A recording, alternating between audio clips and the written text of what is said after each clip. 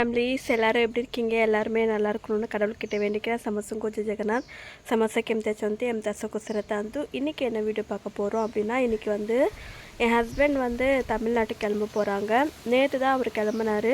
நான் முந்தின நேற்றுலேருந்து வீடியோ எடுத்து வச்சுருக்கேன். அதை தான் நான் உங்கள்கிட்ட ஷேர் பண்ண போகிறேன். நேற்று வந்து வீடியோ அப்லோட் பண்ண முடியல, கொஞ்சம் சோகமாக இருந்துச்சு. ரொம்ப லாங்காக அவங்க என் கூட இருந்ததுக்கப்புறம் திடீர்னு பிரிஞ்சு போனதுக்கப்புறம் கொஞ்சம் கஷ்டமாகவும் இருந்துச்சு, அழுக வர மாதிரி இருந்துச்சு. அதனால தான் நான் வந்து நேற்று 2 வீடியோ அப்லோட் பண்ணலான்னு நினச்சேன், பட் முடியல. அதுக்கப்புறம் வந்து நிறைய பேர் கொஸ்டின் கேட்டிருந்தீங்க, அந்த குட்டி பையன் உங்களுக்கு என்ன வேணும் அப்படின்னு சொல்லிட்டு. எனக்கு வந்து அண்ணா பையன் முறை வேணும். ஒரு முறையில் வந்து அண்ணா பையன் வேணும், இன்னொரு முறையில் வந்து மாமா பையனாக வர வேண்டியதாக இருக்குது. ஆனால் இப்போது இருக்கிறது வந்து அண்ணா பையன் முறை தான் மெயின் இருக்குது. ஸோ அதனால் அண்ணா பையன் சொல்லிக்கிறேன். அதுக்கப்புறம் வந்து ஒடிசாவில் வந்து நீங்கள் வந்து ரேஷன் கடையில் போய் அங்கே வீடியோ போடுங்க அப்படின்னு சொல்லி கேட்குறீங்க. பட் வந்து என் மாமனார் தான் போவாங்க, என் ஹஸ்பண்ட் கூட போனது கிடையாது. கண்டிப்பாக ட்ரை பண்ணுறேன், போக முடிஞ்சிச்சு அப்படின்னா. என்னடா இந்த காதில் கம்மல் இருக்குது, இந்த காதில் இல்லை அப்படின்னு சொல்லிட்டு அதில் திருகாணி வர கீழே விழுந்துச்சு, அதனால தான் அப்படியே இருக்குது. அதுக்கப்புறம் வந்து வளையல் கலெக்ஷன் போட சொல்லியிருந்தீங்க, ஒடிசா ஸ்டைல் வளையல் கலெக்ஷன். அதையும் நான் உங்ககிட்ட ஷேர் பண்ணுறேன். அதுக்கப்புறம் Naim polish collection, lipsticks collection எல்லாமே கேட்டிருந்தீங்க. அதை நெக்ஸ்ட் வீடியோவில் நான் உங்களுக்கு வந்து காட்டுறேன். இங்கே வந்து வளையல் வந்து எப்படி வாங்குவாங்க என்ன ஏதுன்னு சொல்லிவிட்டு நான் உங்கள்கிட்ட ஷேர் பண்ணுறேன். வாங்க வீடியோக்குள்ளே போகலாம். ஃபஸ்ட் டைம் இப்போ தான் நீங்கள் என்னோடய வீடியோ பார்க்குறீங்கன்னா please like and share subscribe பண்ணிட்டு பாருங்கள். ஓகே, வாங்க வீடியோக்குள்ளே போகலாம். ஓகே வாங்க ஃப்ரெண்ட்ஸ், வீடியோக்குள்ளே போகலாம். இது வந்து நெல் வந்து அப்பா வந்து ஊற வச்சுருக்காங்க. 3 வெரைட்டி மாதிரி ஊற வச்சுருக்காங்க. இதுக்கு வந்து பேரெல்லாம் எனக்கு தெரியாது. ஒரே ஒரு நெல்லோட பேர் தெரியும், அதை வந்து பெரிய சட்டியில் போட்டிருக்காங்க. இது பார்த்திங்களா, இதை வந்து சரளா தானம் அப்படின்னு சொல்லுவாங்க. நெல் தானம் அப்படின்னா நெல் அப்படின்னு சொல்லுவாங்க.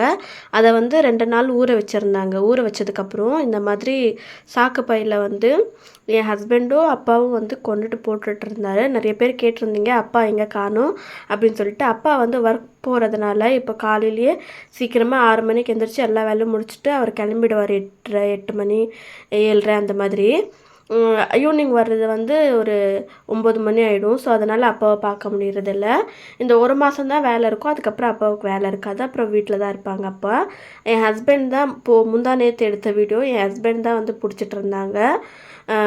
அன்றைக்கி கூட மழையும் வந்துருந்துச்சு அப்படின்னு சொல்லிட்டு, இப்போ வந்து வயலில் போடுறதுக்கு வந்து நல்லாயிருக்கும் அப்படின்னு சொல்லிட்டு இந்த மாதிரி சாக்கு பையில் நல்லா கட்டி வச்சுட்டு நல்லா வந்து ஒரு 3 நாள் 4 நாளுக்கு வந்து நல்லா முளை கட்டிடும். முளை கட்டினதுக்கப்புறம் எடுத்துகிட்டு போய் வயலில் போட்டுருவாங்க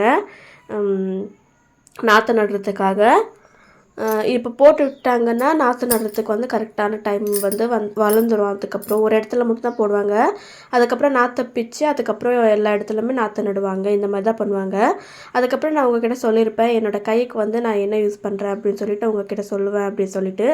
பேராசிட்டம் 500 அப்படின்னு சொல்லிட்டு ஒரு டேப்லெட் இருக்குது, அந்த பவுடர் வந்து இருக்கும். இந்த ஒரு பவுடர் வந்து ஒரு 2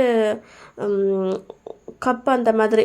இப்போ மூடி இருக்குன்னா 2 ஸ்பூன் வச்சுக்கோங்களேன். 2 ஸ்பூன் எண்ணெய், அது வந்து தேங்காய் எண்ணெய், அது தேங்காய் பால் எடுத்து அதை ஆயில் பண்ணுறது, நம்ம வீட்டிலே மேக் பண்ணுறது. பாருங்கள் போட்டாச்சு. இப்போ வந்து பட்ஸ் எடுத்துக்கிட்டு அதை வந்து நான் நல்லா மிக்ஸ் பண்ணி விட்டுக்கிறேன்.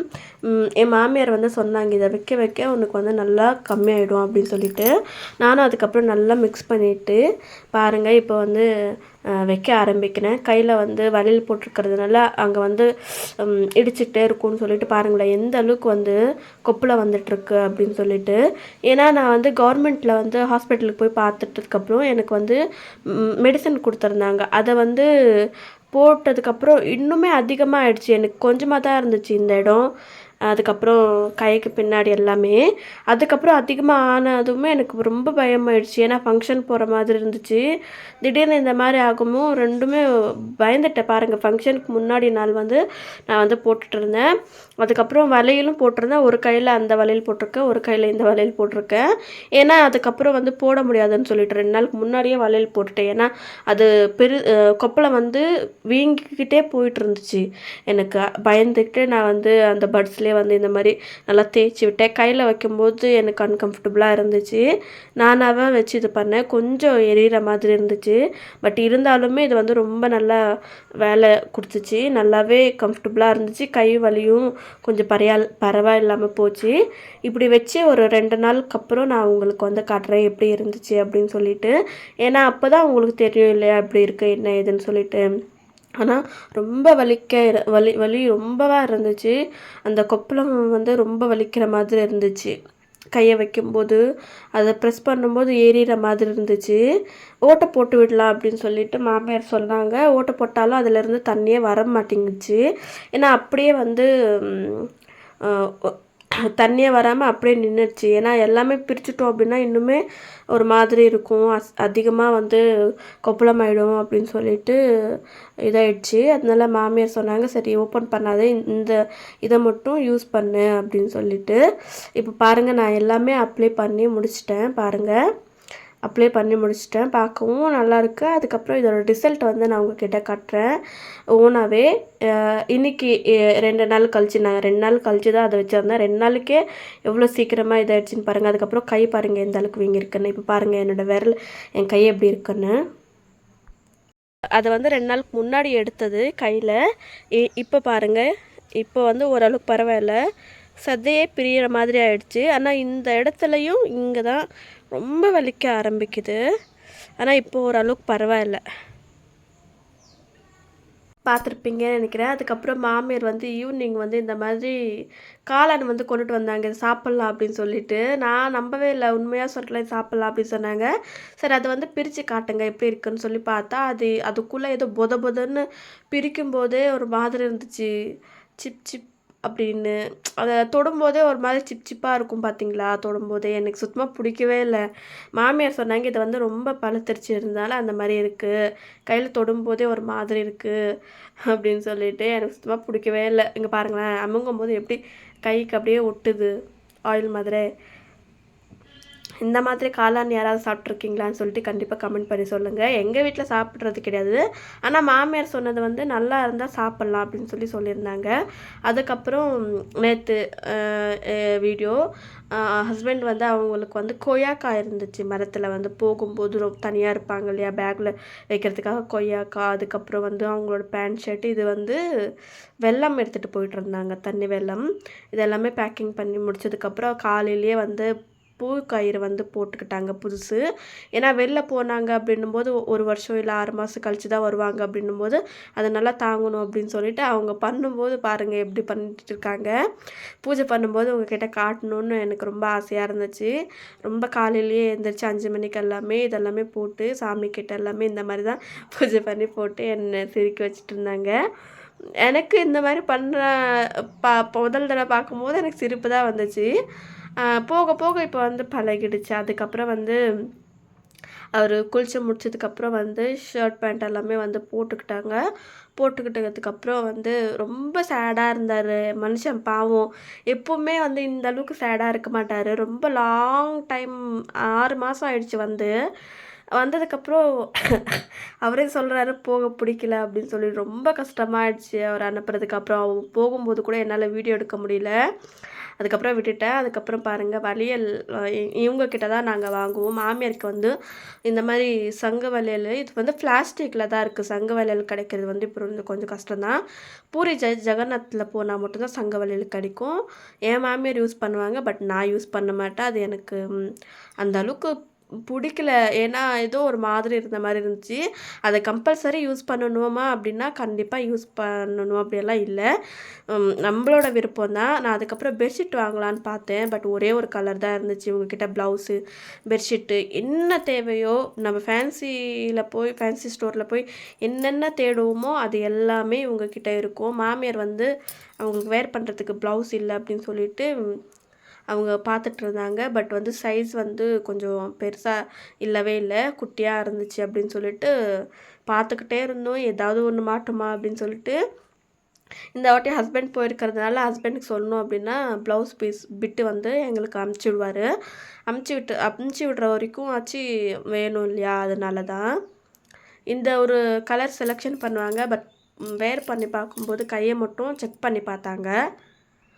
அதை பார்க்கும்போது ரொம்பவே டைட்டாக இருந்துச்சுன்னு சொல்லிட்டு வச்சுட்டாங்க. அதுக்கப்புறம் வண்டி வருது அப்படின்னு சொல்லிட்டு இந்த பக்கமும் அந்த பக்கமும் பாவம் அவரை இது பண்ணிட்டு இருந்தேன். அதுக்கப்புறம் ஒட்டியானை வந்து காட்டினாங்க. 200 ருபீஸ் சொன்னாங்க ஃப்ரெண்ட்ஸ். இதை பார்த்துட்டு எனக்கு ரொம்ப ஆசையாக இருக்கவும் நான் வந்து வேர் பண்ணதுக்கு நல்லா தான் இருந்துச்சு. பட் ஏதோ அது இந்த கரடி பொம்மைக்கு வந்து வைக்கிற மாதிரியே இருந்துச்சு. ஏன்னா நான் கொஞ்சம் குண்டாக இருக்கா இல்லையா, அதனாலேயே எனக்கு அது அந்த அளவுக்கு எனக்கு நல்லா இருக்கா இல்லையான்னு எனக்கு தெரியல. நீங்கள் கண்டிப்பாக எனக்கு கமெண்ட் பண்ணி சொல்லுங்கள். அதிகமாக வந்து ஒடிசாவில் வந்து இந்த மாதிரி பேங்கிள்ஸ் தான் யூஸ் பண்ணுவாங்க. பாதி ரெட் கலர் பிளாஸ்டிக்கில் இருக்கும். அதுக்கப்புறம் கேரண்டி வளையல் வந்து மேலே அட்டாச் மாதிரி கோல்டு கலரில் இருக்கும். இந்த மாதிரி தான் நிறைய பேர் யூஸ் பண்ணுவாங்க. எனக்கும் ஏதாவது வளையல் பார்த்து வைக்கணுன்னு தான் இருந்தேன். கை கொஞ்சம் நல்லா ஆனதுக்கப்புறம் வளையல் வேர் பண்ணலாமே அப்படின்னு சொல்லிட்டு ஸ்டோன் வளையல் நான் வந்து சில்க் த்ரெட்டில் வளையல் வந்து மேக் பண்ணியிருப்பேன் பார்த்தீங்களா. அதை வந்து தினமும் யூஸ் பண்ண முடியாது. ஏன்னா தண்ணியில் வந்து எனி டைம் வாஷ் பண்ணுறது வளையல் பாத்திரம் வளர்க்குறது, துணி துவைக்கிறது இந்த மாதிரி நிறைய இருக்கும். அதை யூஸ் பண்ண மாட்டேன். இந்த வளையல் வந்து பார்க்க ரொம்ப நல்லா இருந்துச்சு.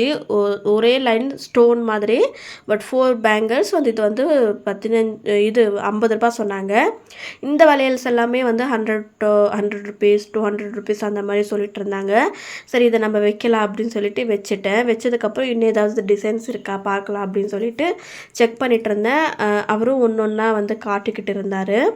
இங்கே வந்து இந்த மாதிரி தான் வளையல்ஸ் கிடைக்கும். இந்த மாதிரி ஸ்டோன் ஃபுல்லாகவே ஒடிசாவில் அதிகமாக வந்து இந்த மாதிரி கேரண்டியில் கிடைக்கும். அதிகமாக ஸ்டோனில் கிடைக்கும்.